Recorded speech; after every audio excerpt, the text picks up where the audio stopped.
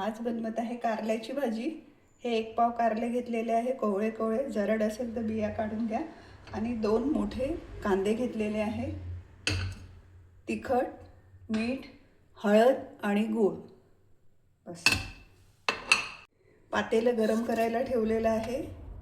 त्यामध्ये या चमच्याने 3 चम्मच तेल टाकत आहे, कारण या भाजीला पाण्याची गरज नाही, म्हणून तेलातच छान होते आणि कडूपणा खूप कमी होऊन जातो।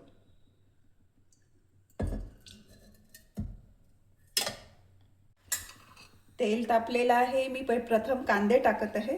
सुरुवातीला तेलात कांदे टाकत आहे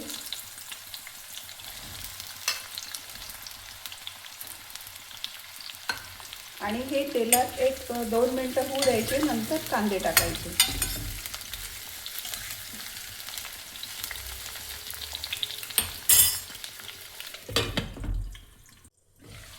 थोडे कारले तेलात झालेले आहेत। आता मी बारीक चिरलेला कांदा टाकत आहे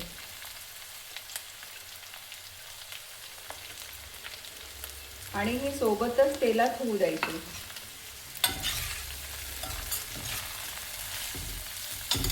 कांदा चिरताना मी पाण्यात टाकला होता, म्हणून कांद्याचा वास येत नाही।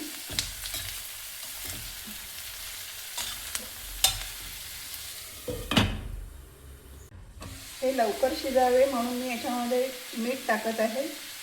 मीठ टाकल्याने लवकर शिजतात आणि हळद टाकून देते। तिखट आणि गूळ उशिरा टाकायचं।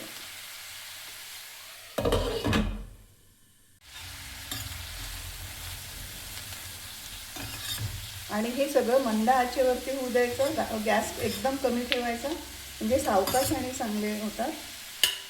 कडूपणा खूपसा कमी झालेला असतो। मध्ये मध्ये 1-2 वेळा खालवर करायचं आणि होऊ द्यायचं।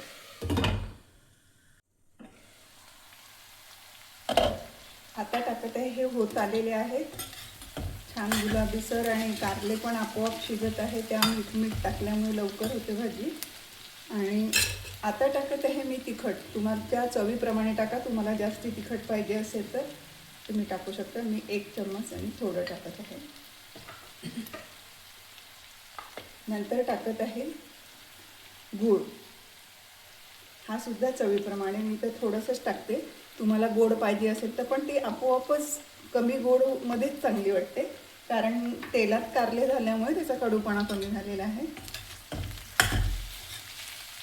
परत मंद आचेवरती होऊ द्यायचं, म्हणजे सगळीकडे गूळ, तिखट, मीठ पोचते आणि चव एकदम छान होते।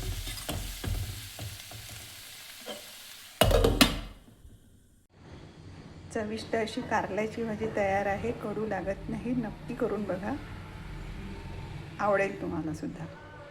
खूप छान।